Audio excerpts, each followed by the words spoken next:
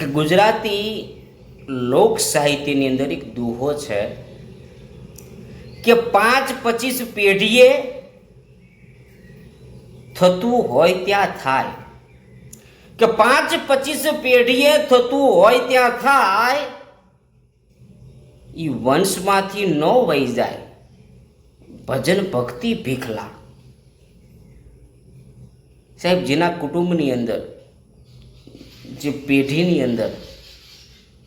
સંતોનો જન્મ થયો હોય, ભક્તિભાવવાળા માણસનો જન્મ થયો હોય, સજ્જન માણસનો જન્મ થયો હોય, દાતારનો માણસ જન્મ થયો હોય, તો એવી પેઢીની અંદર ત્રીજી પેઢી કે ચોથી પેઢી કે સાતમી પેઢીએ સાહેબ એવા માણસો જરૂરથી થાય છે. આમ તો કુદરતનો એવો નિયમ છે કે જે પેઢીની અંદર, જે વંશની અંદર જે દીપક જન્મ્યો હોય, સારો દીપક, સારો દાતાર માણસ જન્મ્યો હોય, સંત જન્મ્યો હોય, સાહેબ એની આવનારી પેઢીમાં કોઈક એવું માણસ થાય છે કે 5-25 પેઢીએ થતું હોય ત્યાં થાય, વંશમાંથી ન વહી જાય ભજન ભક્તિ ભીખલા.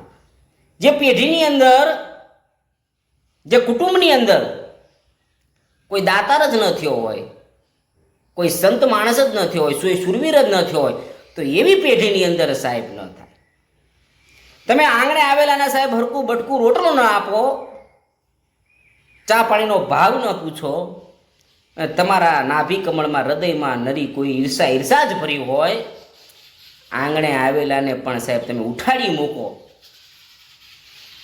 અને બાજુમાં કોઈનું સારું ન ઈચ્છો સાહેબ, એવા પેઢીની અંદર જે એમ કહેવાય કે નફટ નરમ ને દુર્જન માણસો જે થયા હોય, એવી પેઢીની અંદર